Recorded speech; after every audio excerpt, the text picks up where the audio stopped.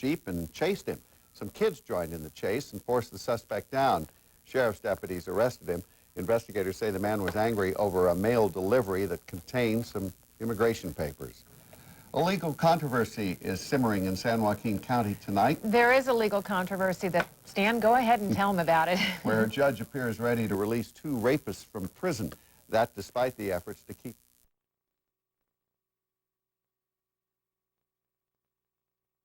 And I said, what's up? What's up? And then they said, this guy's yelling in there, I got robbed. You know, I'm in the trunk. Pagani was in the trunk for about an hour. Officials used a screwdriver and hammer to pry it open. The robbers are still on the loose. Bad judgment or bigotry?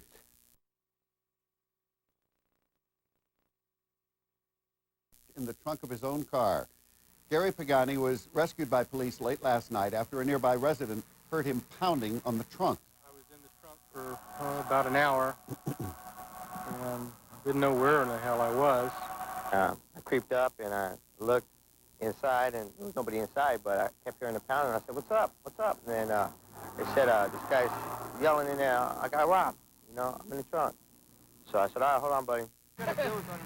Devine had his wife call police, and then he pried open the back seat to get aid to Pagani. The robbers tonight are still at large. Unless things change, your Christmas mail could be late this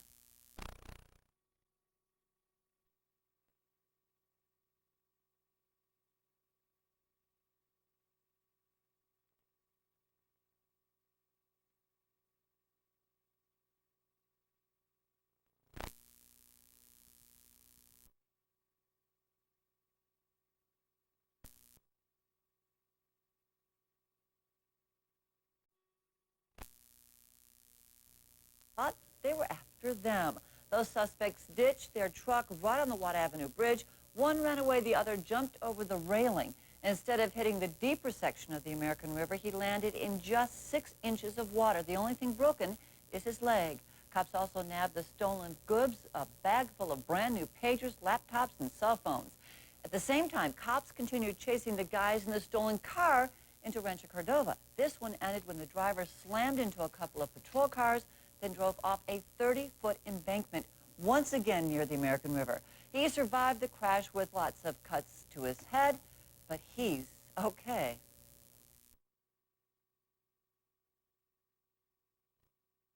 Out early this morning, flames engulfed this Victorian at the corner of Franklin Boulevard and 2nd Street. Firefighters say the man who lives here is lucky to have survived. First crews to arrive several blocks. Before arriving, could see smoke and flames. When we got here, at least one of the occupants was out front in the bathroom and said that he just barely escaped the fire. Officials say the fire went straight to the attic and was tough to put out because several roofs were built on top of each other. The cause of that fire. 28th and Fruit Ridge Road. Investigators are not sure exactly why the woman was on the tracks, but friends say she walked away from a party and may have wandered under the tracks accidentally. Still, police are treating this death as suspicious until they determine exactly what happened. The victim's name so far has not been released. Opening statements get underway tomorrow in one of the most closely watched tracks near 28th Street and Fruit Ridge Road.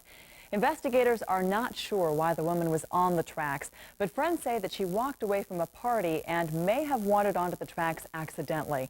Still, police are treating the death as suspicious until they determine exactly what happened.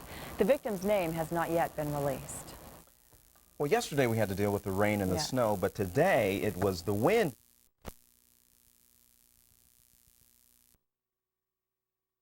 What happened on the tracks near 28th and Fruit Ridge?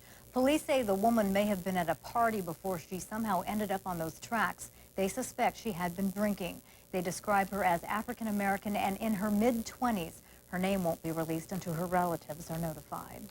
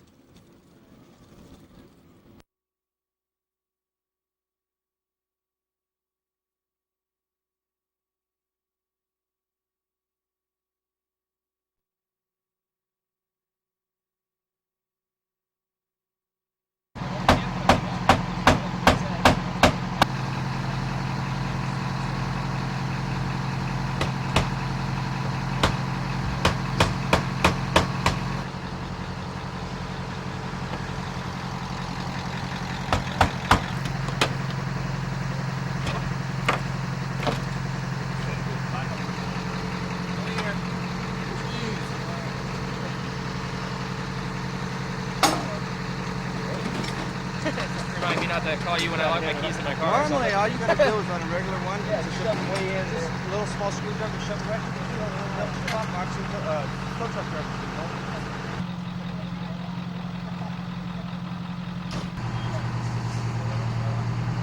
Playing with the computer and looked out the window and seen this cab out here, and I came out here and I heard some pounding. You know, I was like doot doot doot doot doot doot doot, and I creeped up and I looked inside and there was nobody inside, but I kept hearing the pounding. I said, "What's up? What's up?" And then they said, "This guy's yelling in there. I got robbed. You know, I'm in the trunk." So I said, "All right, hold on, buddy." So I went inside and was looking for some keys or something to open the trunk with, and I didn't seem to find any. So he said he was running out of air, which probably had plenty of air in there, but he's just, you know, a little bit panicking. So then I just pried the back seat open a little bit so I could touch his hand so he can get the feel that somebody's there and he's going to be, you know, taken care of. So pretty much told the wife to call 911, and that's basically what happened. Sheriff showed up and fired, you know, the whole 9 yards, and they got him out of there, and he seems to be all right. Guess they kind of hit him on the back of the head with the gun or whatever. He got robbed, but that's pretty much how it went. Okay, you can go ahead.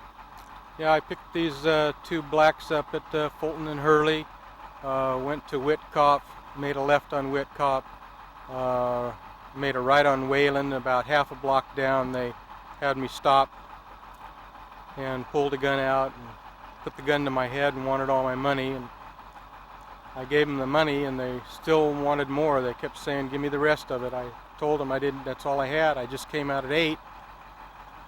And then they asked for my wallet. They took my wallet, they took my wedding band.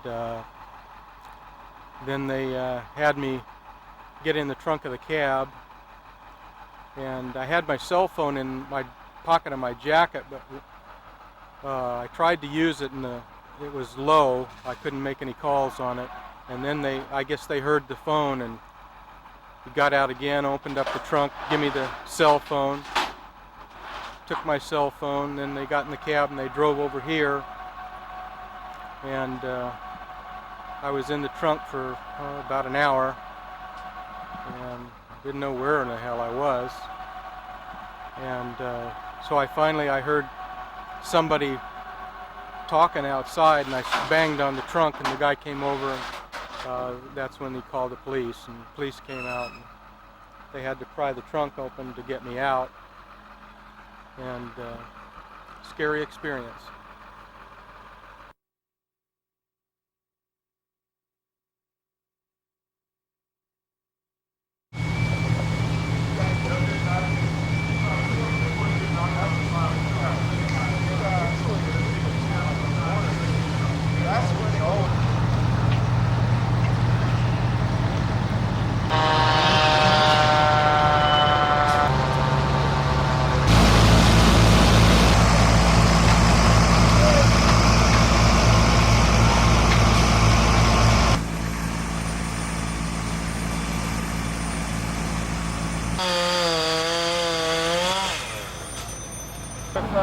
Your name and what you're responding to? My name is Joe, last name Cherry, C-H-E-R-R-Y. I'm a division chief of the Sacramento Fire Department. At approximately 2:30 a.m., our dispatch center received multiple calls of a structure fire here at the corner of Franklin Boulevard and 2nd Avenue. First crews to arrive several blocks before arriving could see smoke and flames. When we got here, at least one of the occupants was out front in the bathrobe and said that he just barely escaped the fire. We have a 2-story Victorian-style structure. It's an older structure with lots of old roofs on it. Fire was heavy coming out of the front when we arrived, and we made an attack on the fire, immediately requested a second alarm assignment, and went to work.